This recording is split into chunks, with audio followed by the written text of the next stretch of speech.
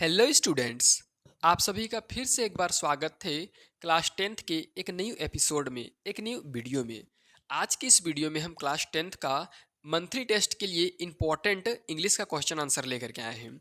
जैसा कि आप लोगों को पता होगा कि 4 अगस्त को आप लोगों का मंथली टेस्ट होना है, और इस मंथली टेस्ट के लिए हमने इंग्लिश के अलावा और दूसरे सब्जेक्ट का भी, साइंस का, हिंदी का, सोशल साइंस का, सारे सब्जेक्ट का वीडियो अपलोड कर दिया है। बस उसको पब्लिक करने का बाकी है।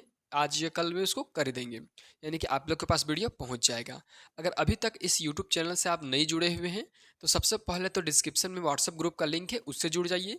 उसके बाद चैनल को सब्सक्राइब कर लीजिए, क्योंकि क्लास 8 से लेकर के 10th के साथ साथ 11-12 का सारा एग्जाम का नोटिफिकेशन आप लोगों को बताया जाता है, साथ ही साथ अदर नोटिफिकेशन भी।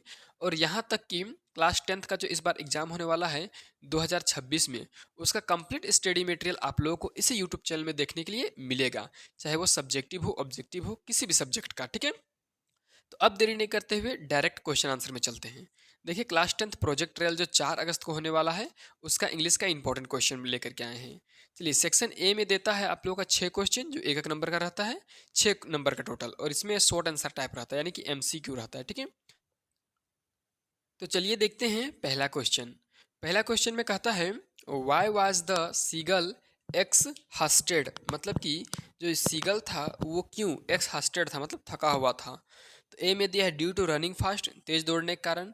बी में दिया है ड्यू टू स्ट्रेंथ एक्सरसाइज, ज़्यादा एक्सरसाइज करने के कारण।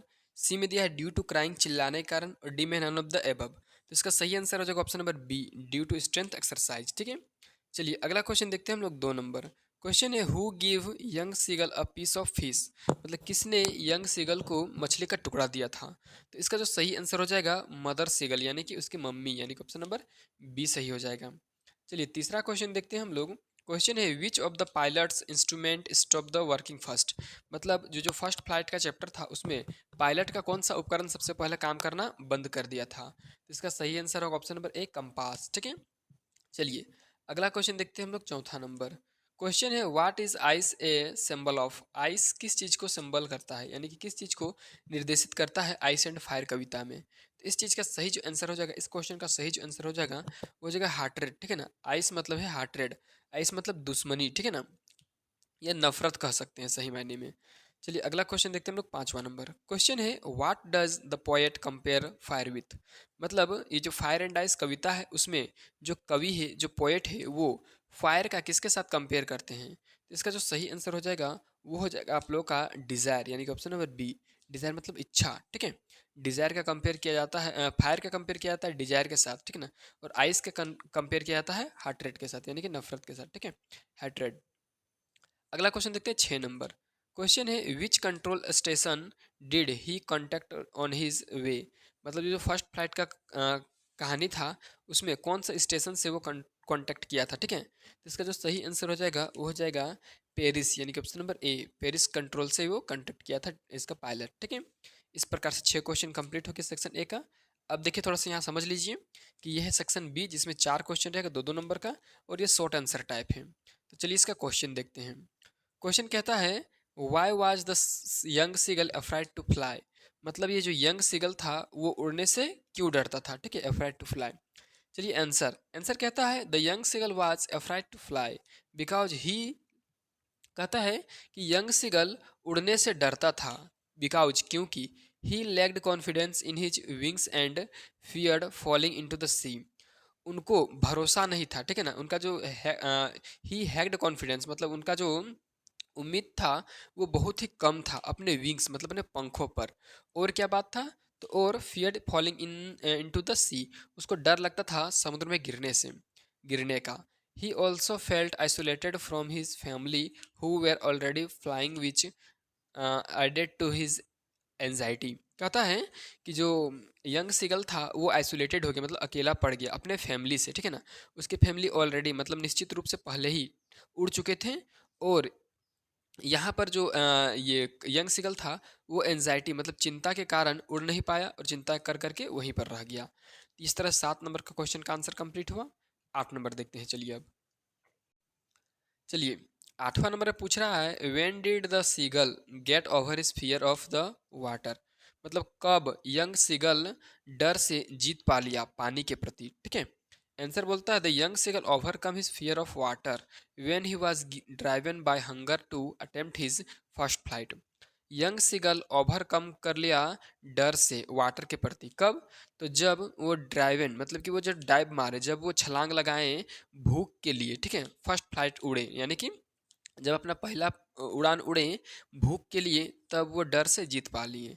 Seeing his family flying, seeing his family flying and diving for fish and feeling the pangs of hunger, he finally took the plunge। यहाँ पर कहा गया है कि सबसे पहले वो अपने फैमिली को देख करके डाइव लगाए, मतलब कि छलांग लगाए फिश को, ठीक है ना, अपने मम्मी को देखे और फिश को और छलांग लगा दिया और उससे प्लंज कर दिया, मतलब प्लंज करके मतलब अपने पंखों को फैलाया और उड़ने का कोशिश किया, ठीक है। लेकिन वो प्लंज ऑफ हंगर मतलब वो भूख से पूरा तड़प रहा था, इसलिए किया ऐसा। ही फाइनली टुक द प्लंज, और लास्ट में उसका भूख जो है वो एक तरह से खत्म हुआ, ठीक है ना, मरा। चलिए अगला क्वेश्चन बोल रहा है 9 नंबर में, what is being said by the people about the end of the world. मतलब जो यहाँ पर कहता है कि what is being said by the people about the end of the world, मतलब लोगों के कहने के अनुसार दुनिया का अंत कैसे होगा, ठीक है, एंड ऑफ द वर्ल्ड। तो चलिए इसका आंसर देखते हैं।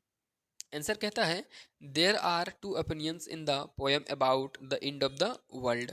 सम people say that the world will the world will होगा, यहाँ पे वी नहीं होगा, the world will end in fire.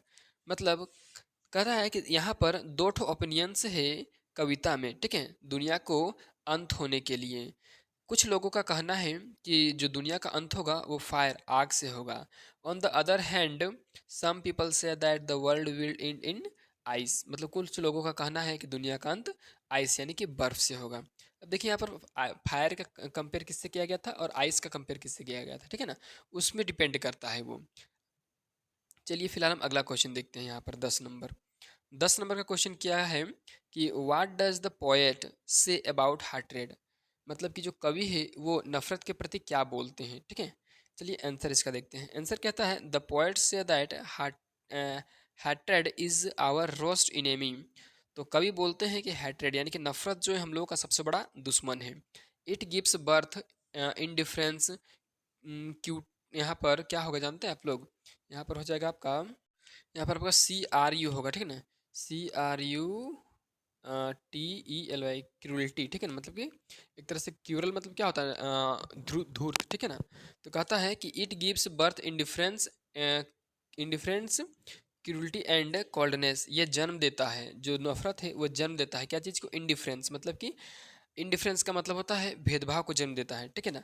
और कोल्डनेस मतलब लोगों के प्रति गलत व्यवहार को जन्म देता है, दुश्मनी या तो फिर नफरत बोल सकते हैं। It spreads and initiates the atmosphere like the ice, और ये जो नफरत है वो जब पूरे जगह में, पूरे क्षेत्र में फैल जाता है बर्फ के तरह। So you must recognise the truth, इसलिए हम लोग को सच्चाई मानना चाहिए, सच्चाई को समझना चाहिए, ठीक है, उसके बाद हम लोग को कुछ कदम उठाना चाहिए। इस तरह से हम लोग देखते हैं कि जो हार्ट्रेट है, ठीक है ना, हार्ट्रेड वो क्या करता है, दुनिया का अंत कर सकता है, यही कहते हैं कवि, ठीक है। अब देखिए हम लोग सेक्शन बी में नहीं, यहाँ सेक्शन सी होगा जी, कैसे प्रिंट होता है जी, सेक्शन सी होगा, ठीक है। सेक्शन सी में क्या होगा, तो देखिए सेक्शन सी में 3 नंबर का 2 क्वेश्चन रहेगा, यानी टोटल 6 नंबर, और लॉन्ग आंसर टाइप है, आप लोग तो जानते ही होंगे। चलिए क्वेश्चन नंबर 11 देखते हैं, ठीक है। क्वेश्चन नंबर 11 कहता है do you agree that story is a mystery justify, क्या आप इस बात को मानते हैं कि कहानी मिस्ट्री मतलब रहस्यमय है, जस्टिफाई मतलब कि इसको, इसके बारे में बताइए, इसके बारे में समझाइए, जस्टिफाई कीजिए, ठीक है। तो ये जो क्वेश्चन है ये फर्स्ट फ्लाइट का है, ठीक है ना, वो उसी फर्स्ट फ्लाइट चैप्टर का है। यहाँ पर जो ब्लैक एरोप्लेन था, उस ब्लैक एरोप्लेन का गायब होना, उस ब्लैक एरोप्लेन का अच्छे से बादलों से निकलना, ये किस प्रकार से मिस्ट्री है, ठीक है ना, ये कहानी मिस्ट्री है, अगर है तो इसको जस्टिफाई कीजिए। चलिए इसका आंसर देखते हैं। तो देखिए यहाँ पर आंसर कहता है it is true that is this story is a mystery, the mystery is build around the black aeroplane and it's pilot. कहता है हाँ यह सच है कि ये जो कहानी है ये मिस्ट्री है, मतलब रहस्यमय है, क्योंकि ये जो मिस्ट्री है ये किसके अराउंड है, मतलब किसके लिए है, तो ब्लैक एरोप्लेन के लिए और उसके पायलट के लिए। It is difficult to understand from where their black aeroplane came and how it was flying in the storm without light. कहता है कि ये बहुत ही डिफ़िकल्ट है, मतलब ये बहुत ही कठिन है समझना, अंडरस्टैंड करना मतलब समझना, कि ये जो ब्लैक एरोप्लेन था वो आखिर आया कहाँ से, ठीक है, और बिना लाइट के, ठीक है, विदाउट लाइट के वो आखिर उड़ा तो उड़ा कैसे, ठीक है। चलिए, इस तरह से एक मिस्ट्री बन गया वो। और फिर क्या कहता है, the pilot was flying this aeroplane, ठीक है, aeroplane in also wrapped in wonder. जो पायलट था उस एरोप्लेन का, वो भी एक तरह से घबरा गया था, वो भी एक तरह से आश्चर्यचकित थे, ठीक है ना। क्यों?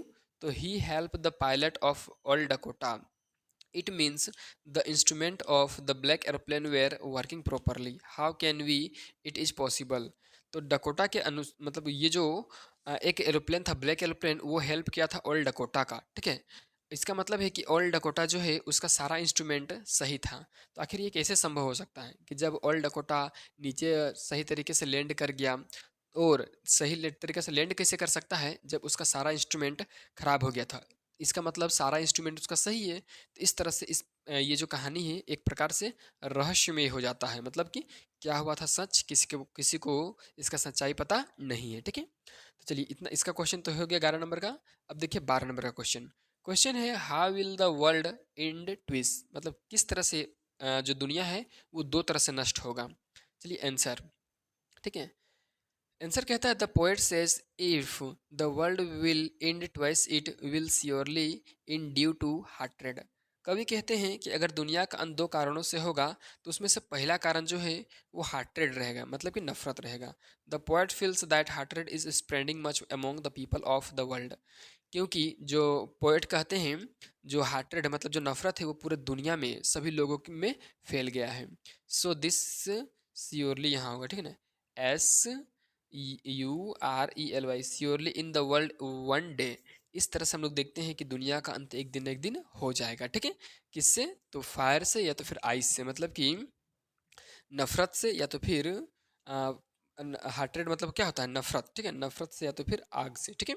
इस प्रकार से यहाँ तक का क्वेश्चन आंसर हम कंप्लीट कर दिए हैं, 4 अगस्त का जितना भी इंपॉर्टेंट क्वेश्चन था। अगर आप अभी तक इस यूट्यूब चैनल को सब्सक्राइब नहीं किए हैं तो जल्दी से कर लीजिए सब्सक्राइब, और वीडियो को कर दीजिए अपने दोस्तों का साथ शेयर, साथ ही साथ वीडियो को जल्दी से कर दीजिए लाइक।